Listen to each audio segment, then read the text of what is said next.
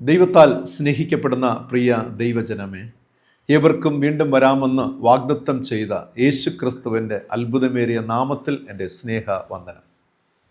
വളരെ അനുഗ്രഹിക്കപ്പെട്ട ഒരു പുതിയ മാസത്തിലേക്ക് നാം പ്രവേശിച്ചിരിക്കുകയാണല്ലോ. പ്രത്യേകിച്ചും 2024 സെപ്റ്റംബർ മാസം 1-ാം തീയതി ഞായറാഴ്ച. ഈ ദിനത്തിനായി നമുക്ക് ദൈവത്തെ സ്തുതിക്കാം, സ്തോത്രം ചെയ്യാം. കഴിഞ്ഞ 8 മാസക്കാലം സ്വർഗത്തിലെ പിതാവായ ദൈവം നമ്മെ നടത്തിയ വിധങ്ങൾ അല്ലേ, അത്ഭുതകരമായി. ആപത്തിൽ, രോഗത്തിൽ, വൻ പ്രയാസങ്ങളിലൊക്കെ നമ്മെ താങ്ങി നടത്തി. പലപ്പോഴും നമ്മൾ പ്രാർത്ഥിക്കാതെ തന്നെ നടത്തിയ ദൈവമുണ്ട് അല്ലേ. ആ ദൈവത്തെയാണ് നാം ആരാധിക്കുന്നത്. നാം ചിലപ്പോഴൊക്കെ പ്രാർത്ഥിക്കുവാൻ മറന്നുപോകും, ചിലപ്പോഴൊക്കെ നാം ദൈവത്തെ സ്തുതിക്കുവാൻ മറന്നുപോകും, നന്ദി പറയുവാനൊക്കെ നാം മറന്നുപോകുന്ന സാഹചര്യങ്ങളൊക്കെ നമ്മുടെ ജീവിതത്തിലുണ്ട്. പക്ഷേ അതൊന്നും ദൈവം കണക്കിലെടുക്കുന്നില്ല. അതാണ് ഏറ്റവും വലിയ സത്യം എന്ന് പറയുന്നത് അല്ലേ. ദൈവം പലപ്പോഴും നമ്മുടെ കുറവുകളെ കണക്കിലെടുക്കുന്നില്ല. അതുകൊണ്ടാണ് നാം വളരെ സന്തോഷത്തോടെ ഈ ലോകത്തിലായിരിക്കുന്നത്. അപ്പോൾ ദൈവത്തിന് നന്ദി പറയാമോ? ഇന്ന് പ്രഭാതത്തിൽ കഴിഞ്ഞ 8 മാസക്കാലം നമ്മെ നടത്തിയ നമ്മുടെ കുടുംബത്തെ, നമ്മുടെ മക്കളെ, നമ്മുടെ ജീവിതചര്യകളെ, ഉപജീവന മാർഗങ്ങളെയൊക്കെ നടത്തിയ ദൈവത്തിന്, യേശുവേ അങ്ങേക്ക് നന്ദി എന്ന് ഹൃദയത്തിൻ്റെ ആഴത്തിൽ നിന്നും നമുക്ക് ദൈവത്തിന് നന്ദി അർപ്പിക്കാം. തീർച്ചയായിട്ടും ദൈവം അതിൽ പ്രസാദിക്കും, ദൈവം നമ്മെ അനുഗ്രഹിക്കും. ഈ മാസക്കാലം 2024 സെപ്റ്റംബർ മാസം എല്ലാവിധമായ സ്വർഗീയ അനുഗ്രഹങ്ങളാലും ദൈവം നമ്മെ നിറയ്ക്കുക തന്നെ ചെയ്യും. അതിലേക്കായി ഒരുക്കത്തോടെ, പ്രതീക്ഷയോടെ, ദൈവത്തിൽ പ്രത്യാശ അർപ്പിച്ചുകൊണ്ട്, ദൈവത്തിൽ ആശ്രയം വെച്ചുകൊണ്ട് നമുക്ക് കാത്തിരിക്കാം. കർത്താവിൽ ആശ്രയിക്കുന്ന മക്കളെ കർത്താവ് ഒരിക്കലും കൈവിടുകയില്ല. ദൈവത്തെ, നമ്മുടെ യേശുവിനെ ജീവിതത്തോട് ചേർത്ത് പിടിച്ചവരാരും ഒരു നാളും ലജ്ജിതരായിട്ടില്ല. ഈ ലോകത്തിൽ മാത്രമല്ല, ഈ ലോകത്തിലെ നമുക്ക് നമ്മുടെ മരണശേഷവും നമ്മുടെ ജീവിതത്തിൽ ജയാളിയായി കൂടെ ഉണ്ടാകും. അനുഗ്രഹീതമായ പർദീസ ഭാഗ്യവും നിത്യതയുടെ അനുഭവങ്ങളൊക്കെ ദൈവം നമുക്ക് നൽകും. ആ നന്മകളെ പ്രാപിച്ചെടുക്കുവാൻ നമുക്ക് ഒരുക്കത്തോടെ കാത്തിരിക്കാം. ഇന്നത്തെ ഈ ശുശ്രൂഷയിലേക്ക് നമുക്ക് പ്രാർത്ഥനയോടെ പ്രവേശിക്കാം. എല്ലാവർക്കും ദൈവ സാന്നിധ്യം അനുഭവിച്ചുകൊണ്ട് ഏകാഗ്രതയോടെ ഈ ശുശ്രൂഷയിൽ പങ്കെടുക്കാം. സകല ഭൂവാസികളുമായുള്ളവരെ, യഹോവയ്ക്ക് ആർപ്പിടുവിൻ, സന്തോഷത്തോടെ യഹോവയെ സേവിപ്പിൻ, സംഗീതത്തോടെ അവന്റെ സന്നിധിയിൽ വരുവിൻ. യഹോവ തന്നെ ദൈവമെന്നറിവിൻ, അവൻ നമ്മെ ഉണ്ടാക്കി, നാം അവനുള്ളവർ ആകുന്നു, അവന്റെ ജനവും അവൻ മേയ്ക്കുന്ന ആടുകളും തന്നെ. ദൈവത്തോട് പ്രാർത്ഥിക്കാം.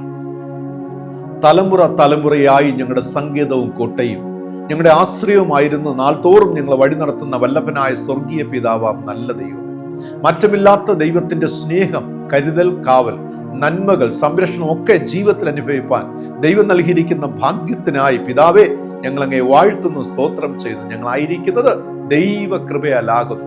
കർത്താവ് തന്നിരിക്കുന്ന എല്ലാ നന്മകൾക്കായി, വിഭവങ്ങൾക്കായി, ആയുരാരോഗ്യത്തിനായി അങ്ങ് ഞങ്ങൾ വാഴ്ത്തുന്നു, സ്തോത്രം ചെയ്യുന്ന പിതാവ്. യേശുവേ, ഞങ്ങളുടെ ജീവിതത്തിൽ ചില കുറവുകളുണ്ടപ്പ. ചില വേളകളിലൊക്കെ ഞങ്ങൾ സ്തുതിക്കുവാനും മഹത്വപ്പെടുത്തുവാനും പ്രാർത്ഥിക്കുവാനും അങ്ങേ കർത്താവേ സ്തോത്രം അങ്ങയോട് ചേർന്ന് ജീവിപ്പാനൊക്കെ ഞങ്ങൾ മറന്നു പോകാറുണ്ട്. ഞങ്ങൾ മനഃപൂർവ്വം ഞങ്ങൾ കർത്താവ് ചില വേളകളിലൊക്കെ മാറി നിൽക്കാറുണ്ട്. കർത്താവ് ഞങ്ങളോട് പൊറുക്കണമേ അപ്പ. ഈ പുതിയ മാസത്തിന്റെ പ്രാരംഭ ദിനത്തിൽ കർത്താവിന്റെ ശക്തി ഞങ്ങളുടെ മേലിറങ്ങട്ടെ.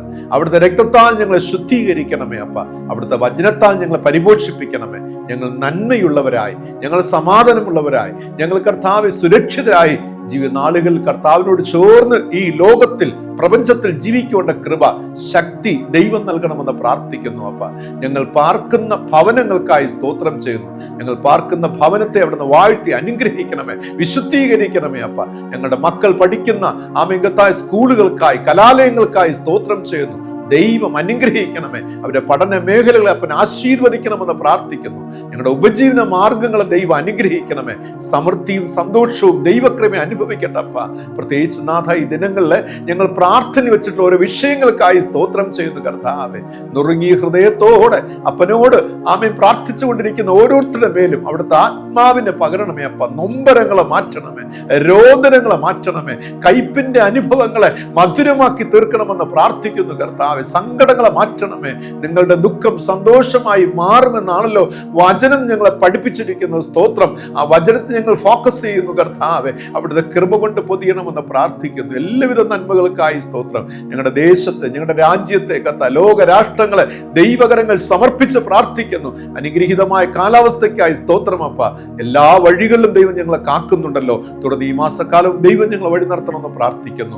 നീമതി യേശു യൂട്യൂബ് ചാനലിൽ പിന്നെ പ്രവർത്തിക്കുന്ന ഞങ്ങളുടെ സഹോദരങ്ങളെയും കുടുംബങ്ങളെയും ദൈവകരങ്ങൾ സമർപ്പിച്ച് പ്രാർത്ഥിക്കുന്നു. പ്രിയപ്പെട്ടവരെയും തലമുറകളെ അനുഗ്രഹിച്ചാട്ട്.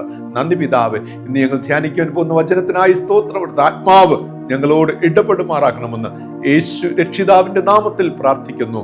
പ്രാർത്ഥന കേൾക്കണമേ. ആമീൻ, ആമീൻ. പ്രിയരെ, കഴിഞ്ഞ ആഴ്ചയിൽ ധ്യാനത്തിൻ്റെ ഒടുവിൽ ഒരു ചോദ്യം ചോദിക്കുകയുണ്ടായി. യോനായുടെ ജീവിതവുമായി ബന്ധപ്പെട്ടാണ്. മഹാമത്സ്യം യോനായെ കരയിൽ ഛർദ്ദിച്ചതിന് ശേഷം യഹോവയായ ദൈവത്തിൻ്റെ അരുളപ്പാട് രണ്ടാം പ്രാവശ്യം യോനായ്ക്ക് ഉണ്ടായതിന് ശേഷം എത്ര ദൂരം വഴി സഞ്ചരിച്ചാണ് യോന മഹാനഗരമായ നിനവയിൽ എത്തിച്ചേർന്നത്? പ്രത്യേകിച്ചും നമ്മുടെ യൂട്യൂബിലെ കമൻറ്റ് ബോക്സിൽ ആൻസറുകൾ രേഖപ്പെടുത്തിയിരിക്കുന്ന എല്ലാവരും ശരിയായ ആൻസറാണ് രേഖപ്പെടുത്തിയിരിക്കുന്നത്. അവിടെ ബൈബിൾ പറയുന്നത് 3 രാപ്പകലുകൾ സഞ്ചരിച്ചാണ് മഹാനഗരമായ നിനവയിലെത്തുന്നത്. പ്രത്യേകിച്ചും കമൻറ്റുകൾ രേഖപ്പെടുത്തിയ എല്ലാവരോടുമുള്ള നന്ദി അറിയിക്കുന്നു. കാരണം നിങ്ങളത് ശ്രദ്ധ വെച്ച് കേൾക്കുന്നു, വചനം പഠിക്കുന്നു, ബൈബിൾ വായിക്കുന്നു എന്നതാണ് അത് വെളിപ്പെടുത്തുന്നത്. അധികമായി ദൈവം നിങ്ങളെ അനുഗ്രഹിച്ച് കാക്കുമാറാകട്ടെ. ഇന്ന് പ്രഭാത ധ്യാനത്തിനായി ഞാൻ തിരഞ്ഞെടുത്തിരിക്കുന്ന തിരുവചന വേദഭാഗം അപ്പോസ്തല പ്രവൃത്തിയുടെ പുസ്തകം 22-ാം അധ്യായത്തിൻ്റെ 1 മുതൽ 15 വരെയുള്ള വാക്യങ്ങളാണ്.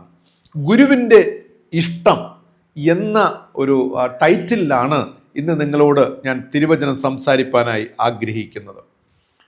ചോദ്യത്തോടു കൂടെ ആരംഭിക്കട്ടെ. ക്രിസ്തു വിശ്വാസ ജീവിതത്തിൽ കർത്താവുമായുള്ള ബന്ധത്തിൽ നിങ്ങൾ എപ്പോഴെങ്കിലും നിങ്ങളുടെ ജീവിതത്തിന് മാറ്റം വരണമെന്ന് നിങ്ങൾ ആഗ്രഹിച്ചിട്ടുണ്ടോ? നിങ്ങൾ പ്രാർത്ഥിച്ചിട്ടുണ്ടോ? യേശുവേ, എൻ്റെ ജീവിതത്തിനൊരു മാറ്റം വരുത്തണമേ, എൻ്റെ ജീവിത സ്വഭാവങ്ങൾക്കൊരു മാറ്റം വരുത്തണമേ എന്നെപ്പോഴെങ്കിലും നിങ്ങൾ പ്രാർത്ഥിച്ചിട്ടുണ്ടോ? രണ്ടാമത്തെ ഫേസ് എന്ന് പറയുന്നത് എപ്പോഴെങ്കിലും എൻ്റെ ജീവിത അവസ്ഥകൾക്ക് മാറ്റം വരുത്തണമേ എന്ന് നിങ്ങൾ പ്രാർത്ഥിച്ചിട്ടുണ്ടോ? കൂടുതൽ പേരും ഈ രണ്ടാമത്തെ ഫേസ് ആയിരിക്കും ദൈവത്തോട് ചോദിച്ച് എൻ്റെ അവസ്ഥകൾക്ക് മാറ്റം വരുത്തണമേ. നമുക്ക് ധ്യാനിക്കാം. ചില സമയങ്ങളിൽ നമ്മുടെ ജീവിതത്തിന് മാറ്റം വരണമെന്ന് നാം ആഗ്രഹിക്കാതിരിക്കുമ്പോഴും ദൈവം ചില അവസരങ്ങൾ, പ്രിവിലേജസ്, ഓപ്പർച്യൂണിറ്റീസ് നമ്മുടെ ലൈഫിൽ കൊണ്ടുവരാറുണ്ട്. നമുക്ക് മാറുവാൻ, ജീവിതത്തിനെ രൂപാന്തരപ്പെടുത്തുവാൻ, മനസ്സിന് മാറ്റമുണ്ടാകുവാൻ, പ്രവൃത്തികൾക്ക് മാറ്റമുണ്ടാകുവാൻ നാം ആഗ്രഹിക്കാത്തപ്പോൾ തന്നെയും ദൈവം ചില അവസരങ്ങൾ നമ്മുടെ ജീവിതത്തിൽ കൊണ്ടുവരാറുണ്ട്. കർത്താവായ യേശു ക്രിസ്തുവിനെ ഗുരുവായിട്ട്, ഒരു ടീച്ചറായിട്ട് എത്ര പേർ സ്വീകരിച്ചിട്ടുണ്ട്? നമുക്കറിയാം ഗുരു ശിഷ്യ ബന്ധം എങ്ങനെയാണെന്ന്. ഗുരു പഠിപ്പിക്കുന്നത്, ഗുരു നൽകുന്ന ഉപദേശങ്ങൾ, അതിൻ പ്രകാരം നടക്കണമെന്ന് ഗുരു ആഗ്രഹിക്കും തൻ്റെ ശിഷ്യഗണങ്ങൾ. അപ്പോൾ ഞാൻ പറഞ്ഞു വരുന്നത്, നമ്മിൽ എത്ര പേരാണ് യേശുവിനെ ഒരു ഗുരുവായിട്ട് നമ്മുടെ ജീവിതത്തിൽ നാം സ്വായത്തമാക്കിയിട്ടുള്ളത്? എങ്കിൽ ഒരുപക്ഷെ നാം യേശുവിനെ ഗുരുവായിട്ട് നമ്മുടെ ജീവിതത്തിൽ നാം സ്ഥാപിച്ചിട്ടുണ്ടെങ്കിൽ തീർച്ചയായിട്ടും ഗുരുവിൻ്റെ ഇഷ്ടം ചെയ്യുവാൻ നാം ബാധ്യസ്ഥരാണ്. ഗുരുവിൻ്റെ ഹിതം ചെയ്യുവാൻ നാം ബാധ്യസ്ഥരാണ്. ജീവിതത്തിൽ മാറ്റങ്ങൾ വരുത്തണം എന്ന് ആഗ്രഹിക്കാത്ത സമയത്തിൽ ചില അവസരങ്ങൾ നൽകി മാറ്റം വരുത്തുന്ന ചില സംഭവങ്ങളെ വേദപുസ്തകത്തിൽ കാണുവാനായി സാധിക്കും. നോക്കണേ, എനിക്ക് എന്നെ തന്നെ മാറ്റുവാനായിട്ട് എനിക്ക് താല്പര്യപ്പെട്ടിട്ടില്ല, ഞാൻ ആഗ്രഹിച്ചിട്ടില്ല. പക്ഷേ ചില മുഖാന്തരങ്ങൾ, അവസരങ്ങൾ ദൈവം എൻ്റെ മുന്നിൽ കൊണ്ടുവരാറുണ്ട്. ചില സാഹചര്യങ്ങൾ ദൈവം കൊണ്ട് വരാറുണ്ട് എൻ്റെ ജീവിതത്തിന് മാറ്റം വരുത്തുവാൻ, എൻ്റെ ജീവിതത്തിന് രൂപാന്തരം വരുത്തുവാൻ, എൻ്റെ ജീവിതത്തിന് ഒരു പുതിയ മേഖലയിലേക്ക് പ്രവേശിക്കുവാൻ ചില ഇൻസിഡന്റുകൾ എൻ്റെ ജീവിതത്തിൽ ദൈവം തരാറുണ്ട്. ഇൻസിഡന്റുകളാണ് പലപ്പോഴും അത് അവസരങ്ങളായിട്ട് വേദപുസ്തകത്തിൽ നമുക്ക് കാണുവാനായി കഴിയുന്നത്, അല്ലെ? ആപത്തുകളാകാം, അനർത്ഥങ്ങളാകാം, പെട്ടെന്നുണ്ടാകുന്ന ചില ഇൻസിഡൻസുകൾ നമ്മുടെ ജീവിതത്തിൽ അത് അവസരങ്ങളാണ്. നമ്മുടെ ജീവിതത്തിൽ എന്താണ് പുതിയൊരു മേഖലയിലേക്ക് പ്രവേശിക്കുവാൻ, ഗുരു ആഗ്രഹിക്കുന്ന തലത്തിലേക്ക് പ്രവേശിക്കുവാൻ, അങ്ങനെയുള്ള ഒരു വ്യക്തിത്വത്തിന് ഉടമസ്ഥനാണ് വിശുദ്ധ വേദ പുസ്തകത്തിൽ നാം കാണുന്ന പൗലോസിൻ്റെ ജീവിതം. അപ്പോസ്തലനായ പൗലോസ് നാം ഏറെ പഠിച്ചിട്ടുള്ള, ധ്യാനിച്ചിട്ടുള്ള, കേട്ടിട്ടുള്ള ഒരു സംഭവത്തിൽ നിന്നുകൊണ്ടാണ് ഇന്ന് നാം തിരുവചനം ധ്യാനിക്കുവാനായി പോകുന്നത്. പൗലോസിൻ്റെ ജീവിതം നാം ഏവരും അറിയുന്നത് പോലെ തന്നെ പൗലോസിൻ്റെ മാനസാന്തരം, രൂപാന്തരം എന്ന് പറയുന്നത് ഒരു അത്ഭുതകരമായ ഒരു സംഭവമായിരുന്നു. കുഞ്ഞുനാൾ മുതലേ വേദപുസ്തകം പഠിക്കുമ്പോൾ നാം ഒരിക്കൽ വായിച്ചാൽ മതിയാകും, ഒരിക്കൽ നമ്മുടെ മനസ്സിൽ നിന്ന് മായാതെ ആ ഇൻസിഡന്റ്, അല്ലെ, ആ ഒരു അനുഭവം നമ്മുടെ മനസ്സിൽ കിടപ്പുണ്ട്. അപ്പോസ്തലനായ പൗലോസിന്റെ ജീവിതത്തിൽ ഈ രൂപാന്തരം ഉണ്ടാകുവാനുള്ള കാരണങ്ങൾ എന്തൊക്കെയാണ്? പ്രധാനമായിട്ടും 3 കാരണങ്ങളെ കുറിച്ചാണ് നാം ഇന്ന് പ്രഭാതത്തിൽ പഠിക്കുവാനായിട്ട് പോകുന്നത്. അപ്പോസ്തല പ്രവൃത്തികൾ 22-ാം അധ്യായത്തിന്റെ 6-ാമത്തെ വാക്യം വായിക്കുമ്പോൾ ഇപ്രകാരം രേഖപ്പെടുത്തിയിരിക്കുന്നു: അങ്ങനെ പ്രയാണം ചെയ്ത് ദമസ്കോസിനോട് അടുത്തപ്പോൾ ഏകദേശം ഉച്ചയ്ക്ക് പെട്ടെന്ന് ആകാശത്ത് നിന്ന് വലിയൊരു വെളിച്ചം എൻ്റെ ചുറ്റും മിന്നി എന്ന് രേഖപ്പെടുത്തിയിരിക്കുകയാണ്. ഈ സംഭവത്തിന്റെ പശ്ചാത്തലം നമുക്കറിയാം. അധികാരികളിൽ നിന്നും കത്ത് വാങ്ങി ദമസ്കോസിൽ പാർക്കുന്ന ക്രിസ്തുമാർഗ വിശ്വാസികളെ പിടിച്ചുകെട്ടി യെരുശലേമിലേക്ക് കൊണ്ടുവരുവാനായിട്ട് ദമസ്കോസിലേക്ക് യാത്രയാകുന്ന പൗലോസിന്റെ ജീവിതം എത്രയോ വർഷങ്ങൾ കൊണ്ട് ചെയ്തു വരുന്നതാണ്.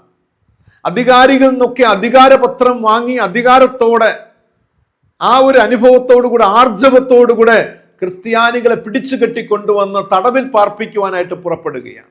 എത്രയോ നാളുകൾ കൊണ്ട് ചെയ്തു വരികയാണ്. ഇതാ ഒരു പ്രത്യേക ദിനത്തിൽ പൗലോസ് പതിവ് പോലെ ക്രിസ്ത്യാനികളെ ഉപദ്രവിക്കുവാനും അവരെ പിടിച്ചു കെട്ടി കൊണ്ടുവരുവാനുമായിട്ട് യാത്ര ചെയ്യുകയാണ്, ദമസ്കോസിലേക്കുള്ള യാത്ര. പ്രിയമുള്ളവരെ, ക്രിസ്തു വിശ്വാസ വിരുദ്ധ പ്രവർത്തനങ്ങൾക്കായുള്ള ഒരു യാത്രയിലാണ് പൗലോസ് ആയിരിക്കുന്നത്. ശ്രദ്ധിക്കണേ, ഏറ്റവും കാതലായ ഒരു ഭാഗമാണ്. പൗലോസിന്റെ യാത്ര എന്ന് പറയുന്നത് ക്രിസ്തു വിശ്വാസ വിരുദ്ധ പ്രവർത്തനങ്ങൾക്ക് വേണ്ടിയുള്ള യാത്രയാണ്. ചോദ്യം: നമ്മുടെ ജീവിതത്തിൽ എപ്പോഴെങ്കിലും ക്രിസ്തു വിരുദ്ധ പ്രവർത്തനങ്ങൾക്കായിട്ട് യാത്ര ചെയ്തിട്ടുണ്ടോ? എപ്പോഴെങ്കിലും ക്രിസ്തു വിരുദ്ധ പ്രവർത്തനങ്ങളെക്കുറിച്ചുള്ള കാര്യങ്ങളൊക്കെ നാം ഇടപെട്ടിട്ടുണ്ടോ? ചിന്തിക്കേണ്ട വിഷയമാണ്. ചില വേളകളിലൊക്കെ ദൈവഭവനത്തിൽ ഇരുന്നു കൊണ്ട് ദൈവത്തെ ക്രിട്ടിസൈസ് ചെയ്യുന്നവരാകുന്നില്ലേ? ദൈവഭവനത്തിനുള്ളിലായിരുന്നു കൊണ്ട്, ദൈവത്തിലായിരുന്നു കൊണ്ട് നാം പലപ്പോഴും ദൈവിക പ്രവർത്തനങ്ങളെ ചോദ്യം ചെയ്യാറില്ലേ? ദൈവമക്കളെ വേദനിപ്പിക്കാറില്ലേ? കഷ്ടപ്പെടുത്താറില്ലേ? ദുഃഖം നൽകാറില്ലേ? സഹവിശ്വാസികളെ വേദനിപ്പിക്കാറില്ലേ? ഒന്ന് ചിന്തിച്ച് നോക്കുക പ്രിയമുള്ളവരെ.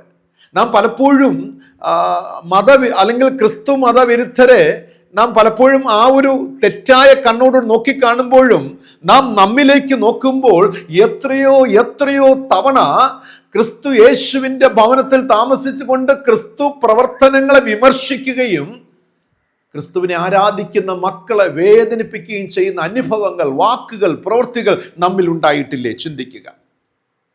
ഇവിടെ ക്രിസ്തു വിരുദ്ധ പ്രവർത്തനങ്ങൾക്കായുള്ള യാത്രയിൽ പൗലോസ് ആയിരിക്കുകയാണ്. അവർ പറയുന്നത്, ആ ഒരു ഇൻസിഡന്റ് ഇപ്രകാരം പറയുന്നു: ഏകദേശം ഉച്ച സമയം പെട്ടെന്ന് ഒരു വെളിച്ചം കണ്ടു. എൻ്റെ ഒന്നാമത്തെ ചിന്ത എന്ന് പറഞ്ഞാൽ സീയിങ്, കാഴ്ച എന്നതാണ്. അപ്പോസ്തലനായ പൗലോസിന്റെ ജീവിതത്തിൽ ഒരു വലിയ രൂപാന്തരത്തിന് കാരണമായി തീർന്നത് തൻ്റെ കാഴ്ച ആയിരുന്നു. ഇവിടെ പറയുന്നു, പകൽ സമയത്ത്, നോക്കണേ, നട്ടിച്ച സമയത്ത് മറ്റൊരു വെളിച്ചം കാണുവാൻ കഴിഞ്ഞു എങ്കിൽ ചിന്തിക്കുക, ആ വെളിച്ചം എത്ര ഉന്നതവും തീഷ്ണവുമായിരുന്നിരിക്കും, അല്ലെ? വെളിച്ചത്തിൽ മറ്റൊരു വെളിച്ചം, പകലിൽ വേറൊരു വെളിച്ചത്തെ കാണുവാൻ കഴിയുന്നു എങ്കിൽ അത് എത്രയധികം തേജസ്സുള്ള ഒരു വെളിച്ചമായിരിക്കും എന്നൊന്ന് ചിന്തിച്ച് നോക്കുക. ഞാൻ മനസ്സിലാക്കുന്നത്, അങ്ങനെയുള്ള ഒരു വെളിച്ചം വന്നു എങ്കിൽ അത് ലോകത്തിൻ്റെ വെളിച്ചമായ യേശു ക്രിസ്തു തന്നെയാണ് എന്നതിൽ സംശയമില്ല. അത് തന്നെയാണ് വേദപുസ്തകം നമുക്ക് അടയാളപ്പെടുത്തി നൽകുന്നത്.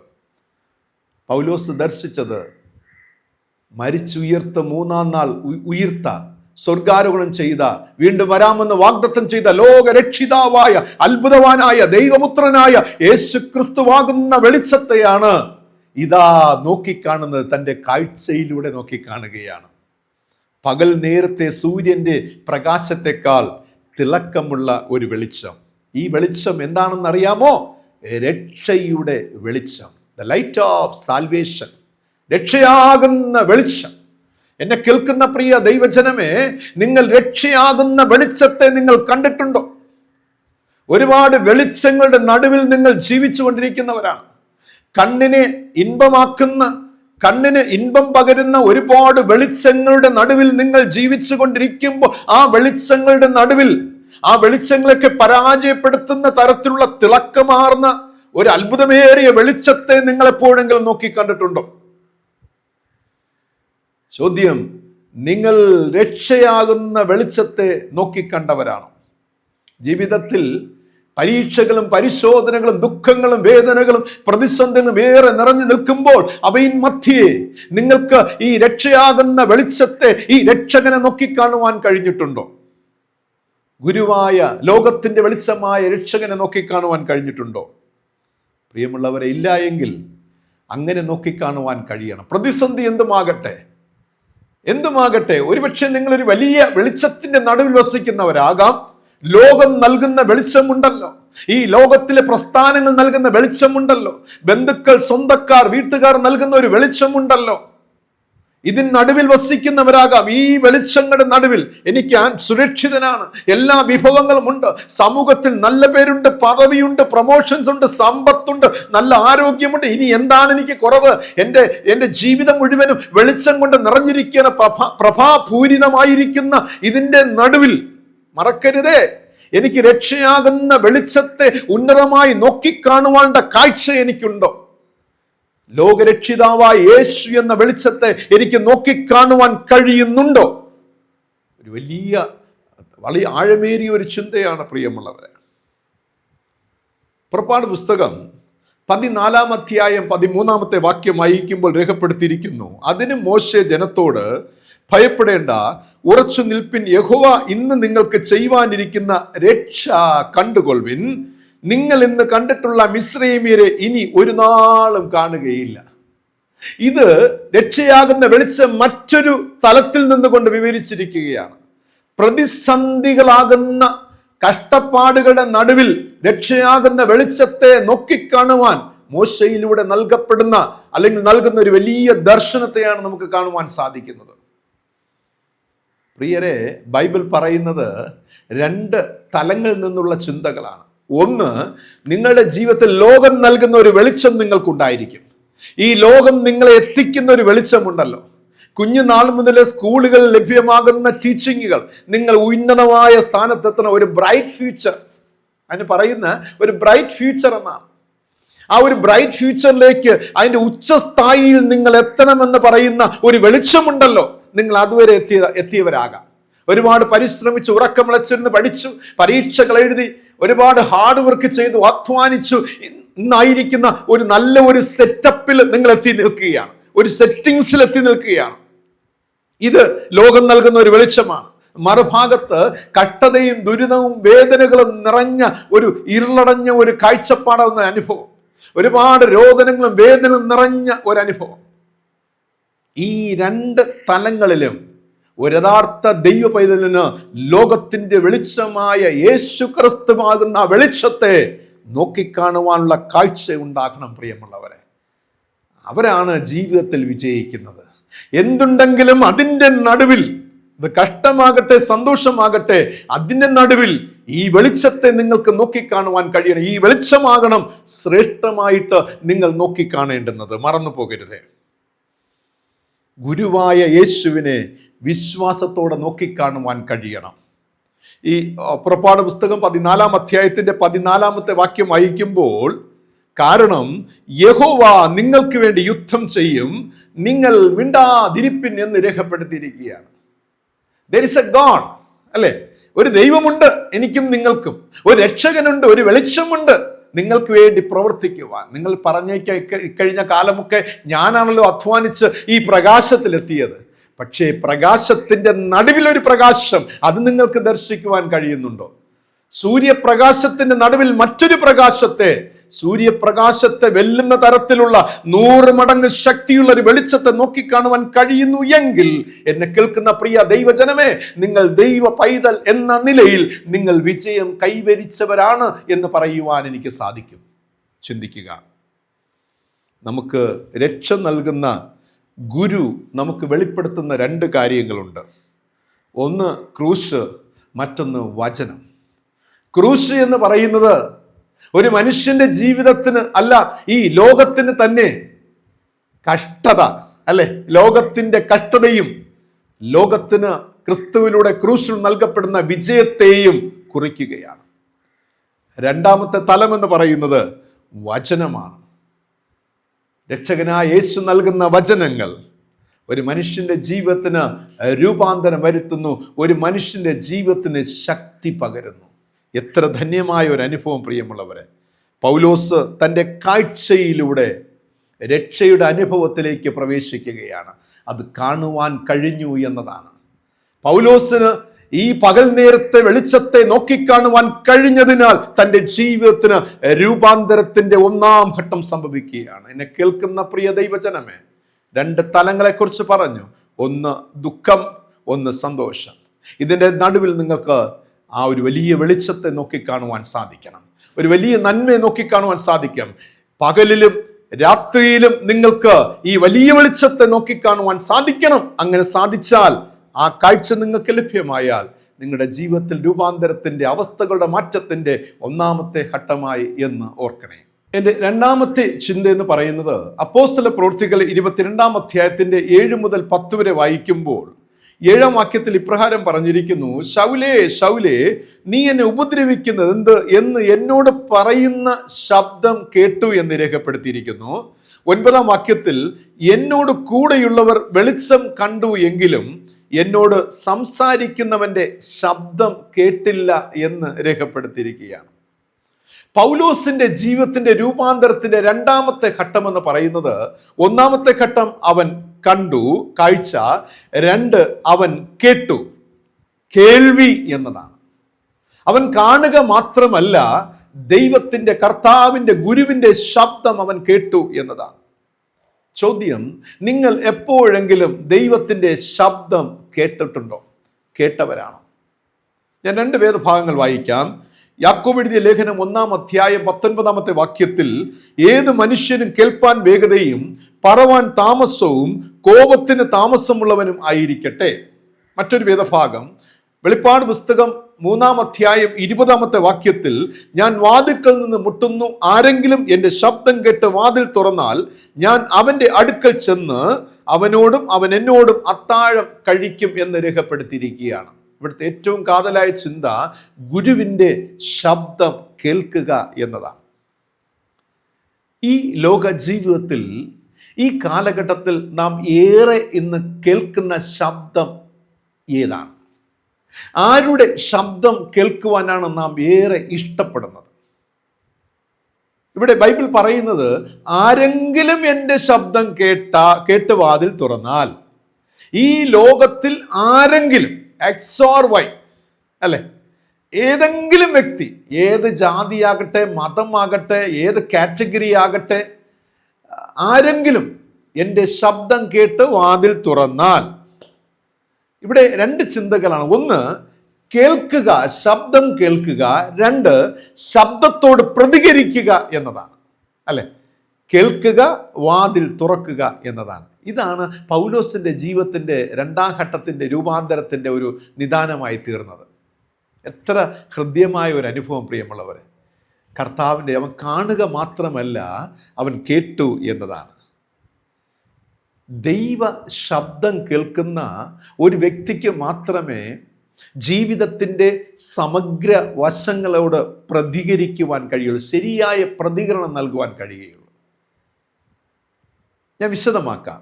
നിങ്ങൾ നിൽക്കുന്ന ചുറ്റുപാട് ഒരുപക്ഷെ ഒരു ഹാപ്പിനെസ് ഉള്ളതായിരിക്കാം, ഒരുപക്ഷെ മുള്ളുകൾ നിറഞ്ഞതായിരിക്കാം, ഒരുപക്ഷെ കൂരിരുട്ട് നിറഞ്ഞതാകാം, ഒരുപക്ഷെ ഇതെല്ലാം കൂടെ സമ്മിശ്രമായിരിക്കാം. ഇങ്ങനെയുള്ള മാറി മാറി വരുന്ന കുഴഞ്ഞു മറിഞ്ഞ ജീവിത സാഹചര്യങ്ങൾ, ചിന്ത, ആശയക്കുഴപ്പങ്ങൾ നിറഞ്ഞ പ്രതിസന്ധി എന്ന ഇങ്ങനെ ഒരു അനുഭവത്തിൻ്റെ നടുവിൽ നിങ്ങൾ ദൈവശബ്ദം കേൾക്കുന്നുണ്ടോ? ദൈവശബ്ദം കേൾക്കാറുണ്ടോ? നോക്കുക, ഇവിടെ അപ്പോസ്തലനായ പൗലോസ് ഒരു കുഴഞ്ഞു മറിഞ്ഞ സാഹചര്യത്തിൽ എത്തിപ്പെടുകയാണ്. അവനൊരു ലൈഫ് ഉണ്ടായിരുന്നു, ക്രിസ്ത്യാനികൾ ഉപദ്രവിക്കുക, അതിനൊരു അധികാരപത്രം ഉണ്ടായിരുന്നു. ആ ഒരു വളരെ സിസ്റ്റമാറ്റിക് ആയിട്ട് അവൻ അത് ചെയ്തു പോകുന്ന വ്യക്തിയാണ്. ഇപ്പോഴിതാ അവൻ്റെ വഴി യാത്രമത്തെ ഒരു വലിയ കുഴപ്പം വന്ന് വിളിച്ചിരിക്കുകയാണ്. ഒരു വലിയ കുഴപ്പം പിടിച്ച ഒരു സാഹചര്യം, അതിൻ്റെ നടുവിൽ അവൻ ദൈവത്തിൻ്റെ, കർത്താവിൻ്റെ ശബ്ദം കേൾക്കുകയാണ്.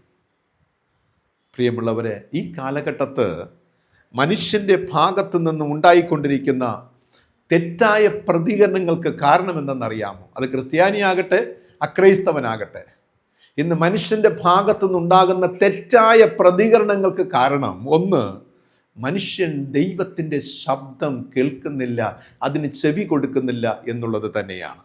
മറ്റൊന്ന്, ആ ശബ്ദത്തെ അനുസരിക്കാത്തത്, ദൈവം പറയുന്നത് അനുസരിക്കാത്തതാണ് ഇന്ന് മനുഷ്യൻ്റെ ഭാഗത്തു നിന്നുള്ള തെറ്റായ പ്രതികരണങ്ങൾക്കുള്ള കാരണം എന്ന് പറയുവാൻ കഴിയും.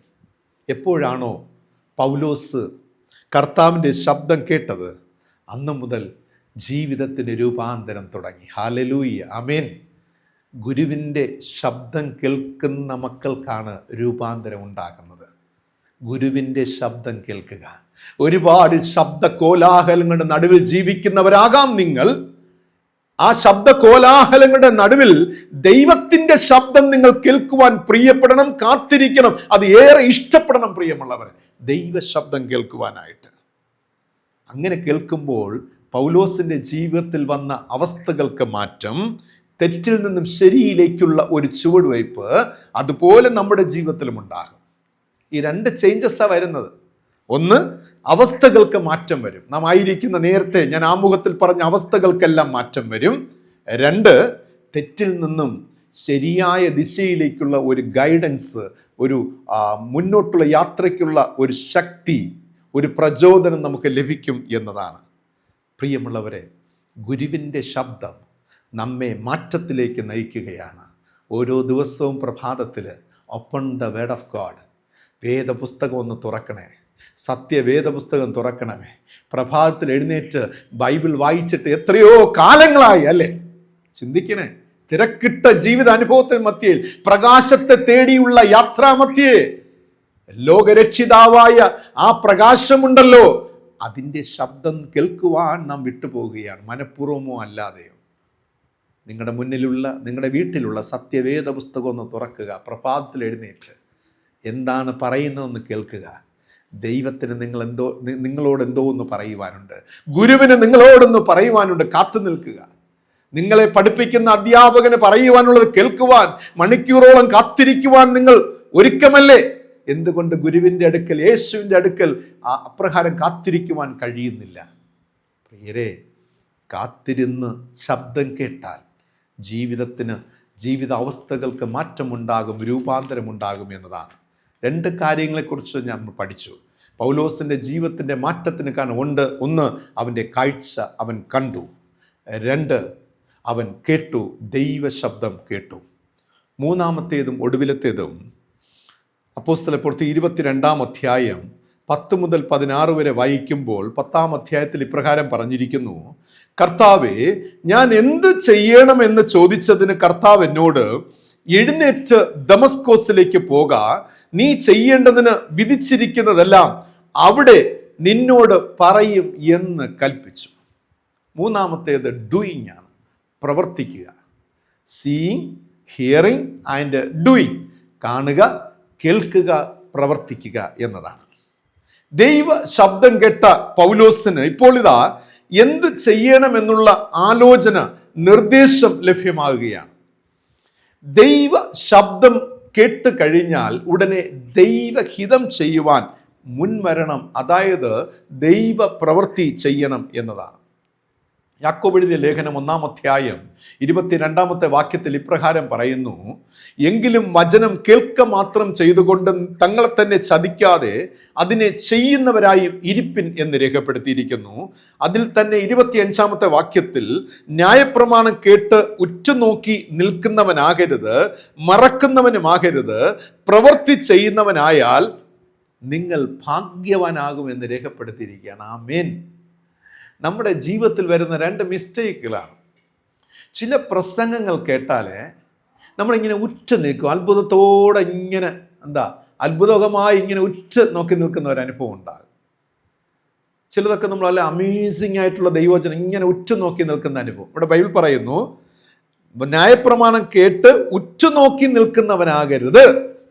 ഇത് വളരെ, ഈ ഭാഗമൊക്കെ നിങ്ങൾ വായിച്ചിട്ടുണ്ടോന്ന് അറിയില്ല. ന്യായപ്രമാണം കേട്ട് നോക്കി നിൽക്കുന്നവനാകരുത്. ഒരു കാഴ്ച വസ്തു പോലെ നിങ്ങൾ നോക്കി നിൽക്കരുത്. ഈ ഉറ്റുനോക്കി നിൽക്കുന്നത് കൊണ്ടാണ് ജീവിതത്തിൽ മാറ്റം വരാത്തത്. നമ്മൾ കാണികളായി മാറുകയാണ്.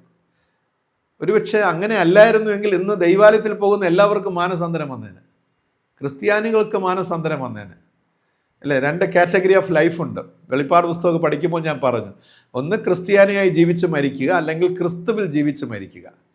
ഇത് രണ്ടും വളരെ എൻറ്റയർലി ഡിഫറൻ്റ് ആണ്. ക്രിസ്ത്യാനിയായി ജീവിക്കുക, ക്രിസ്തുവിൽ ജീവിക്കുക എന്നത് ഞാൻ ഇതൊക്കെ മുൻകാലങ്ങളൊക്കെ വിശദീകരിച്ച് നൽകിയിട്ടുണ്ട്. അപ്പം ഞാൻ പറഞ്ഞു വന്നത്, ദൈവവചനം കേൾക്കുന്നവരെല്ലാം അവിടെ യഥാർത്ഥമായി കേൾക്കുകയാണെങ്കിൽ ഇന്ന് എത്രയോ ലോകത്തിന് ഒരു വലിയ മാറ്റം വരുത്തുവാൻ കഴിയുമായിരുന്നു. പക്ഷെ എന്തുകൊണ്ട് കഴിയുന്നില്ല? ഉറ്റുനോക്കി നിൽക്കുന്നവരാണ്. അയ്യോ, എന്ത് നല്ല പ്രസംഗം, എന്ത് നന്നായിട്ട് വ്യാഖ്യാനിക്കുന്നു, എന്ത് നന്നായിട്ട് പറയുന്നു. പ്രസംഗത്തിൻ്റെ ഇടയ്ക്ക് എന്തുമാത്രം നർമ്മ കഥകൾ അല്ലെങ്കിൽ കഥകൾ പറയുന്നുണ്ട്, നർമ്മരസം നൽകുന്നുണ്ട്, തമാശകൾ പറയും. എത്ര സന്തോഷം കാതുകൾക്ക്, എത്ര ഇങ്ങനെ ഉറ്റുനോക്കി നിൽക്കുന്ന അനുഭവം. അങ്ങനെ നിൽക്കുന്നവരാകരുത്. 2, കേൾക്കുന്ന വചനം മറക്കുന്നവനുമാകരുത്. ഒക്കെ എത്ര വളരെ സിസ്റ്റമാറ്റിക് ആയിട്ട് യാക്കോബ് പറയുകയാണ്, നിങ്ങളത് കേട്ട് മറക്കുന്നവനുമാകരുത്, പക്ഷേ പ്രവൃത്തി ചെയ്താൽ നിങ്ങൾ ഭാഗ്യവാനാകും. അതിനർത്ഥം നിങ്ങൾ എത്ര ബഹുദൂരം സഞ്ചരിച്ച് ഒരു ദൈവാലയമാകട്ടെ, പുണ്യസ്ഥലമാകട്ടെ, കൺവെൻഷൻ സെൻ്റർ ആകട്ടെ, അതുപോലെ തന്നെ മറ്റു ധ്യാനങ്ങൾ കൂടുന്ന ധ്യാന കേന്ദ്രങ്ങളാകട്ടെ, ഇവിടെ എല്ലായിടത്തും അല്ലെങ്കിൽ TV-യിലൂടെ കിട്ടുന്ന വലിയ വലിയ പ്രസംഗങ്ങളാകട്ടെ, ഇതൊക്കെ നിങ്ങൾ ഉറ്റുനോക്കി കാണുകയും അതുപോലെ തന്നെ അത് കേൾക്കുക മാത്രം ചെയ്യുന്നുവെങ്കിൽ നിങ്ങൾ ഭാഗ്യവാനാകുകയില്ല. കാരണം നിങ്ങൾ മറന്നാലും ഭാഗ്യവാനാകുകയില്ല. മറിച്ച് അത് നിങ്ങൾ പ്രവർത്തിക്കുമ്പോഴാണ്, ദൈവവചനം കേൾക്കുന്ന വചനം നിങ്ങൾ അനുസരിക്കുമ്പോഴാണ്, പ്രവൃത്തിപഥത്തിൽ കൊണ്ടുവരുമ്പോഴാണ് ഒരു യഥാർത്ഥ ദൈവപൈതൽ ഭാഗ്യവാനായി തീരുന്നത്. ദൈവത്തിൻ്റെ മുൻപിൽ അവൻ ഭാഗ്യവാനായി തീരുന്നത്. പ്രിയരെ, ഈ ഒരു ലെവലിലേക്ക് നമുക്ക് പ്രവേശിക്കണം. ഇതിനു വേണ്ടി ഇത്രയും പ്രസംഗങ്ങളൊക്കെ നൽകപ്പെടുന്നത്, ഇത്രയും നമ്മൾ റിസ്ക് എടുത്ത് പ്രസംഗിക്കുന്നതും പ്രസംഗം കേൾക്കുന്നതൊക്കെ അതിനു വേണ്ടിയാണ്. എനിക്കെങ്ങനെ ഒരു ബ്ലെസ്സഡ് പേഴ്സൺ ആകാൻ സാധിക്കും? ദൈവം മുമ്പാകെ. മനുഷ്യൻ എനിക്ക് വലിയ സർട്ടിഫിക്കറ്റ് ഒന്നും തരണ്ട. എനിക്ക് ദൈവം മുമ്പാകെ, എന്നെ കാണുന്ന, എന്നെ സൃഷ്ടിച്ച, എന്നെ വഴി നടത്തുന്ന, എനിക്ക് നിത്യത പ്രദാനം ചെയ്യുന്ന ആ ദൈവം മുമ്പാകെ ഒരു ബ്ലെസ്സഡ് ആകുവാൻ, ഭാഗ്യവാനാകുവാൻ എനിക്ക് എന്ത് ചെയ്യുവാനായി സാധിക്കും? ചെയ്യുക ഇതേ ഉള്ളൂ, വചനം കേട്ട് പ്രവർത്തിക്കുക എന്നുള്ളതാണ്, അനുസരിക്കുക എന്നുള്ളതാണ്. മറക്കരുതേ, ഓരോ പ്രവൃത്തിക്കും തുല്യമായിരിക്കും അതിനുള്ള പ്രതിപ്രവർത്തനങ്ങൾ എന്ന ചിന്ത നിങ്ങൾ മറന്നു പോകരുത്. റോമക്കെഴുതിയ ലേഖനം 10-ാം അധ്യായം 13-ാമത്തെ വാക്യത്തിൽ കർത്താവിൻ്റെ നാമത്തെ വിളിച്ചപേക്ഷിക്കുന്ന ഏവനും രക്ഷിക്കപ്പെടും എന്ന് രേഖപ്പെടുത്തിയിരിക്കുകയാണ്. അതായത് നാം വിളിച്ചപേക്ഷിക്കുക എന്ന പ്രവൃത്തി ചെയ്താൽ രക്ഷിക്കപ്പെടും എന്ന നന്മ നമുക്ക് ലഭിക്കുമെന്നതാണ്. പ്രവൃത്തി ചെയ്താലേ നമുക്ക് രക്ഷയുള്ളൂ എന്ന് മനസ്സിലാക്കുക. ഒരു പ്രവൃത്തി ചെയ്യാൻ മുൻവരുമ്പോഴാണ് നമുക്ക് ഒരു വലിയ നന്മ ലഭിക്കുവാൻ അത് നിദാനമായി മാറുന്നത്. ചോദ്യം, ഗുരുവിൻ്റെ ഇഷ്ടം ചെയ്യുവാൻ നാം ഒരുക്കമാണോ എന്നതാണ്. ഞാൻ ആദ്യം പറഞ്ഞു, ജീസസ് ദ ഗുരു, അല്ലെ, യേശു എന്ന ഒരു ഗുരു. ആ ഗുരുവിൻ്റെ ഇഷ്ടം ചെയ്യുവാൻ നാം ഒരുക്കമാണോ? നാം യേശുവിനെ ആരാധിക്കുമ്പോഴും യേശുവിനെ സ്നേഹിക്കുമ്പോഴും യേശുവിനെ ചേർത്ത് പിടിക്കുമ്പോഴും പലപ്പോഴും നാം നമ്മുടെ ഇഷ്ടമല്ലേ യേശുവിനോട് പറയാറ്? നമ്മുടെ ആഗ്രഹങ്ങളല്ലേ നാം യേശുവിനോട് പറയാറുള്ളത്? നിങ്ങൾ എപ്പോഴെങ്കിലും ചോദിച്ചിട്ടുണ്ട്, യേശുവേ അങ്ങയുടെ ഇഷ്ടം എന്നോടൊന്ന് പറയുമോ, ഞാൻ എന്ത് ചെയ്യണമെന്നത് അങ്ങ് പറയുമോ, ഞാൻ കേൾക്കാൻ ഒരുക്കമാണ്, ഞാനത് കാണുവാൻ ഒരുക്കമാണ്, ഞാനത് പ്രവർത്തിക്കുവാൻ ഒരുക്കമാണ് എന്ന് പറയുവാൻ കഴിയുമോ? ഈ സെപ്റ്റംബർ മാസം 1-ാം തീയതി ഇന്നത്തെ പ്രാർത്ഥന അതായിരിക്കണം. കർത്താവെ, അവിടുത്തെ ഹിതത്തെ എനിക്ക് വെളിപ്പെടുത്തി തരണമേ, അവിടുത്തെ ഇഷ്ടം ചെയ്യുവാൻ എന്നെ പഠിപ്പിക്കണമേ, അങ്ങയുടെ നല്ല ആത്മാവിൻ്റെ നേർനിലത്തിൽ നടത്തുമാറാകട്ടെ. സങ്കീർത്തനവേദ ഭാഗമാണ്. അങ്ങനെയെങ്കിൽ കർത്താവെ, ഒരുപാട് പ്രകാശങ്ങളുടെ നടുവിലായിരിക്കാം എൻ്റെ ഇന്നത്തെ ജീവിതം, അല്ല ഒരുപാട് അന്ധകാരത്തിൻ്റെ നടുവിലുമായിരിക്കാം. പ്രകാശത്തിലെ പ്രകാശത്തെ കണ്ടെത്തുവാനുള്ള കാഴ്ച എനിക്ക് നൽകണമേ. ഒരുപാട് ലോകം നൽകുന്ന പ്രകാശമുണ്ടല്ലോ, ആ വലിയ പ്രകാശങ്ങളുടെ നടുവിലെ അത്ഭുതകരമായ പ്രകാശമാകുന്ന രക്ഷകനായ യേശു എന്ന ലോകത്തിൻ്റെ വെളിച്ചത്തെ നോക്കിക്കാണുവാനുള്ള കാഴ്ച എനിക്ക് നൽകണമേ. 2, അങ്ങയുടെ ശബ്ദം കേൾക്കുവാനുള്ള കൃപ എനിക്ക് നൽകണമേ. ഞാൻ പലപ്പോഴും ഒരുപാട് ശബ്ദ കോലാഹലങ്ങളുടെ നടുവിൽ വസിക്കുകയാണ്. ആ ശബ്ദ കോലാഹലങ്ങളുടെ നടുവിൽ അങ്ങയുടെ ദിവ്യമായ ശബ്ദം കേൾക്കുവാൻ എന്നെ സഹായിക്കണമേ. 3, കേൾക്കുന്ന ശബ്ദത്തിനനുസൃതമായി പ്രവർത്തിക്കുവാനുള്ള ശക്തി, ഉൾബലം എനിക്ക് നൽകണമേ. അതിനുള്ള ആർജവം എനിക്ക് നൽകണമേ. അങ്ങനെ നമുക്ക് പ്രാർത്ഥിക്കാമോ? നിങ്ങളുടെ ജീവിതം വ്യത്യസ്തമായി മാറ്റപ്പെടും. ഇതര ക്രിസ്ത്യാനികളിൽ നിന്നും നിങ്ങൾ വേറിട്ട ഒരു അനുഭവത്തിലേക്ക് നിങ്ങൾ പ്രവേശിക്കും. അതെ, 2-ാമത്തെ സ്റ്റെപ്പിലേക്ക് ചുവട് മാറ്റി സഞ്ചരിക്കുകയാണ്. മറ്റൊരു പടിയിലേക്ക് നിങ്ങൾ പ്രവേശിക്കുകയാണ്. പർദീസ ഭാഗ്യത്തിലേക്കുള്ള പടിയിലേക്ക് നിങ്ങൾ ചവിട്ടിക്കയറുകയാണ്. നിങ്ങൾ ശരാശരി ഒരു സമതല ഭൂമിയിൽ നിൽക്കുന്നവരാകാം. ഇപ്പോൾ ഇതര ക്രിസ്ത്യാനികളെ പോലെ ഒരു സമഭൂമിയിൽ നിങ്ങൾ നിൽക്കുന്നവരാകാം. പ്രിയമുള്ളവരെ, നിങ്ങൾക്കിതാ ഒരു കോവണിപ്പടി വെച്ചിട്ടുണ്ട്. പർദീസയിലേക്ക് പ്രവേശിക്കുവാനുള്ള ഭാഗ്യവാൻ എന്ന പദവി കരസ്ഥമാക്കുവാൻ ഒന്ന് ചവിട്ടിക്കയറുക. അതിന് വേണ്ടത് നിങ്ങൾ വ്യത്യസ്തമായി നോക്കിക്കാണുവാൻ കഴിയണം, കാഴ്ചയുണ്ടാകണം. നിങ്ങൾ ദൈവത്തിൻ്റെ ശബ്ദം കേൾക്കണം. നിങ്ങൾ മനുഷ്യൻ്റെ ശബ്ദമല്ല, ദൈവ ശബ്ദം കേട്ട് അതിനനുസരിച്ച് നിങ്ങളുടെ ജീവിതത്തെ ടേൺ ചെയ്യണം, തിരിപ്പിക്കണം, ചലിപ്പിക്കണം. 3, ദൈവം പറയുന്നത് അതുപോലെ ചെയ്യുവാൻ നിങ്ങൾ മുൻവരണം. അങ്ങനെ ആയിരിക്കുമ്പോൾ നിങ്ങൾ വേറിട്ട ദൈവവേദന. ചിലപ്പോഴൊക്കെ ഒറ്റയ്ക്കാകാം. പൗലോസിനെ പോലെ വേറെ ആരും ഉണ്ടായിരുന്നില്ല. പൗലോസ് മാത്രമായിരുന്നു. പൗലോസ് കണ്ടു, കേട്ടു, പ്രവർത്തിച്ചു. പക്ഷെ അവൻ്റെ ലൈഫ് ഭയങ്കരമായ അമേസിങ്. തുടർന്നുള്ള നമുക്കറിയാം, 3 മിഷണറി പ്രേക്ഷിത പ്രവർത്തനങ്ങളൊക്കെ നമുക്കറിയാം. അത്ഭുതകരമായിരുന്നു, അമേസിങ് ആയിരുന്നു. അത് വ്യത്യസ്തമായ നിലയിലൊക്കെ ഒറ്റയ്ക്കായിരുന്നു. ഒരുപാട് ശിഷ്യഗണങ്ങളൊക്കെ രൂപപ്പെടുത്തി. പക്ഷെ പൗലോസിനെ പോലെ അപ്പോസ്തലൻ മറ്റാർക്കും നിലകൊള്ളുവാൻ കഴിഞ്ഞില്ല എന്നോ. അത്രയധികം അഗ്രസീവായിട്ട് പൗലോസ് കർത്താവിന് വേണ്ടി അധ്വാനിച്ചു. ഭയങ്കര പവർഫുള്ളായിരുന്നു തൻ്റെ പ്രവർത്തനങ്ങളും തൻ്റെ ടീച്ചിങ്ങും പ്രീച്ചിങ്ങും ഒക്കെ. അതുപോലെ അത്ഭുതങ്ങളൊക്കെ എല്ലാം വളരെ വളരെ വളരെ വളരെ സ്ട്രെങ്തനായിരുന്നു, ഭയങ്കര ശക്തിയേറിയതായിരുന്നു. പ്രിയമുള്ളവരെ, നമ്മുടെ ജീവിതത്തിൽ നമ്മൾ ഒറ്റയ്ക്കാകാം. നിലപാടുകളെടുത്ത് മുന്നോട്ട് സഞ്ചരിക്കുമ്പോൾ നാം ഒറ്റയ്ക്കാകാം. എപ്പോഴെങ്കിലും അറിയുന്നുണ്ട്, അയ്യോ എനിക്ക് വലിയൊരു കൂട്ടത്തിലൊന്നും എനിക്ക് അംഗത്വമില്ലല്ലോ, ഒരു വലിയ കൂട്ടത്തിൽ വേണ്ട. പൗലോസിന് എവിടെയാണ് ഉണ്ടായിരുന്നത്? ക്രിസ്തുവിന് എവിടെയാണ് ഉണ്ടായിരുന്നത്? വളരെ ഏകാന്ത തനിപ്പെട്ട അനുഭവത്തിൽ, പിതാവുമായുള്ള ബന്ധത്തിൽ നൽകപ്പെട്ട സത്യവേദ പുസ്തകം, അതിനെ ജീവിതത്തോട് ചേർത്ത് പിടിച്ച് മനനം ചെയ്ത് അപ്രകാരമുള്ളൊരു ജീവിതം. പ്രിയരെ, ആ ഒരു അനുഭവം നമുക്ക് സ്വായത്തമാക്കാം. ഗുരുവിൻ്റെ ഇഷ്ടം ചെയ്യുമ്പോൾ നമ്മുടെ അവസ്ഥകൾക്ക്, സാഹചര്യങ്ങൾക്കൊക്കെ മാറ്റമുണ്ടാകും. പൗലോസിൻ്റെ ജീവിതം, അവൻ ഗുരുവിനെ കണ്ടു, അവൻ ഗുരുവിനെ കേട്ടു, ഗുരു പറഞ്ഞത് പ്രവർത്തിച്ചു. ഇത് തൻ്റെ ജീവിതത്തിൽ വളരെ വലിയ ഫലത്തെ കൊണ്ടുവന്നു. ഈ ഒരു അനുഭവത്തിലായിത്തീരുവാൻ ദൈവത്തിൻ്റെ പരിശുദ്ധാത്മാവ് നമ്മെ സഹായിക്കുമാറാകട്ടെ. ആമേൻ. ഇന്നത്തെ ചോദ്യം ഇതാണ്: എവിടേക്കുള്ള യാത്രാമധ്യയാണ് പൗലോസ് ഗുരുവായ യേശുവിനെ കണ്ടുമുട്ടിയത്? ആവർത്തിക്കട്ടെ, എവിടേക്കുള്ള യാത്രാമധ്യയാണ് അപ്പോസ്തലനായ പൗലോസ് ഗുരുവായ യേശുവിനെ ആദ്യം കണ്ടുമുട്ടുന്നത്? നിങ്ങളുടെ ഉത്തരങ്ങൾ കമൻറ്റ് ബോക്സിൽ രേഖപ്പെടുത്തുക. ഈ വചനങ്ങൾ അനുഗ്രഹമായാൽ, നിങ്ങളെ സ്പർശിച്ചുവെങ്കിൽ നിങ്ങൾ ഷെയർ ചെയ്യുക.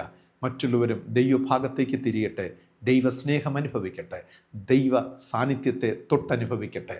അതിലേക്കായി ദൈവത്തിൻ്റെ പരിശുദ്ധാത്മാവ് നമ്മെ സഹായിച്ചനുഗ്രഹിക്കുമാറാകട്ടെ. ആമീൻ. കണ്ണുകളടയ്ക്കാം. നമ്മുടെ ദൈവത്തോട് നമുക്ക് പ്രാർത്ഥിക്കാം.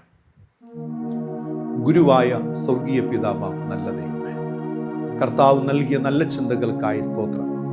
അങ്ങ് ഏറെ സ്നേഹിച്ച അങ്ങയ്ക്ക് വേണ്ടി ഏറെ തീക്ഷ്ണമായി പ്രവർത്തിച്ച, ഒരുപാട് കഷ്ടതകളും ദുരിതങ്ങളും വേദനകളും അനുഭവിച്ച അപ്പോസ്തലനായ പൗലോസിന്റെ ജീവിതത്തെ ഞങ്ങൾ ഓർക്കുന്നു.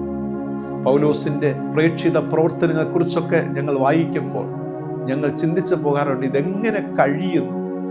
തടവറ, കല്ലേറ്, ആപത്ത്, നഗ്നത, പട്ടിണി, പൈതാഹം, വിഷമതകൾ, സങ്കടങ്ങൾ, എത്ര കാരാഗ്രഹം, ഈ വാസങ്ങൾ, ഈ ദുഃഖകരമായ അനുഭവങ്ങൾ ഇതെങ്ങനെ സഹിച്ചു പൗലോസ്?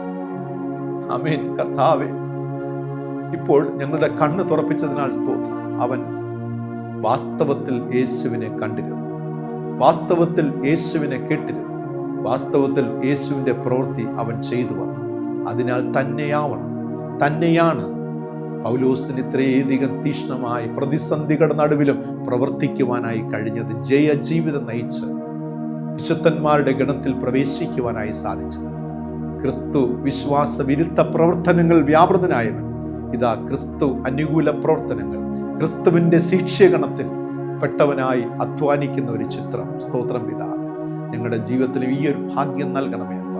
അങ്ങേ കേൾക്കുവാനും കാണുവാനും, അങ്ങേ കാണുവാനും കേൾക്കുവാനും, അങ്ങേക്ക് വേണ്ടി പ്രവർത്തിക്കേണ്ട കൃപയും ഭാഗ്യവും ദൈവം നൽകണമേ. ഞങ്ങളുടെ ജീവിതത്തെ പൂർണ്ണമായി ദൈവാത്മാവ് ആ നിയന്ത്രണം ഏറ്റെടുത്ത് വഴി നടത്തുവാൻ അങ്ങ് സഹായിക്കണമെന്ന് പ്രാർത്ഥിക്കുന്നു. അവിടുത്തെ കൃപ ഞങ്ങളോട് കൊണ്ടിരിക്കട്ടെ. വചനം ശ്രവിച്ച എല്ലാവരെയും യേശുവിന്റെ നാമത്തിൽ ബ്ലസ് ചെയ്ത് അനുഗ്രഹിച്ച് പ്രാർത്ഥിക്കുന്നു. കർത്താവിന്റെ തിരുകൃപ നിഴലായി കൂടിയിരിക്കട്ടെ. ഈ ഒരു മാസക്കാലം അത്ഭുതകരമായി കരം പിടിച്ച് വഴി നടത്തണം. കൃപയെ ബലപ്പെടുത്തി അനുഗ്രഹിക്കുമാറാകണം. യേശു രക്ഷിതാവിന്റെ നാമത്തിൽ പ്രാർത്ഥിക്കുന്നു. പ്രാർത്ഥന കേൾക്കണമേ. ആമേൻ. കർത്താവ് പഠിപ്പിച്ചതുപോലെ നമുക്ക് പ്രാർത്ഥിക്കാം. സ്വർഗസ്ഥനായ ഞങ്ങളുടെ പിതാവേ, തിരുനാമം വിശുദ്ധീകരിക്കപ്പെടണം, തിരുരാജ്യം വരണം, തിരുവിഷ്ടം സ്വർഗത്തിലെ പോലെ ഭൂമിയിലുമാകണം. ഞങ്ങൾക്ക് ആവശ്യമുള്ള ആഹാരം ഇന്ന് ഞങ്ങൾക്ക് നൽകണം. ഞങ്ങൾ കടക്കാരോട് ക്ഷമിച്ചിരിക്കുന്നത് പോലെ ഞങ്ങളുടെ കടങ്ങളും ഞങ്ങളോട് ക്ഷമിക്കണം. ഞങ്ങളെ പരീക്ഷയിൽ കിടത്താതെ ദുഷ്ടങ്ങളിൽ നിന്ന് വിടുവിക്കണം. രാജ്യവും ശക്തിയും മഹത്വം ഇന്നും എന്നേക്കും പിതാവിനുള്ളതല്ലോ. ആമേൻ. വിശ്വാസത്തോടെ ആശീർവാദം കൈക്കൊള്ളും. നമ്മുടെ കർത്താവും രക്ഷിതാവുമായ യേശു മിശിഹായുടെ പിതാവായ ദൈവത്തിന്റെ സ്നേഹം, പരിശുദ്ധാത്മാവാം ദൈവത്തിന്റെ കൃപ, അനുഗ്രഹം, സമാധാന, സന്തോഷം ഇന്നും എന്നും സദാകാലം സർവ്വദാ കൊണ്ടിരിക്കുമാറാകട്ടെ. ആമേൻ. ആമേൻ. പ്രിയരെ, ഗുരുവിനെ ദർശിക്കുവാനും, ഗുരുവിനെ കേൾക്കുവാനും, ഗുരുവിന് വേണ്ടി പ്രവർത്തിക്കുവാനും ഈ ദിനങ്ങൾ നമുക്കാകട്ടെ. എല്ലാവരും നന്മകൾ നേരുന്നു. God bless you all. Thank you very much.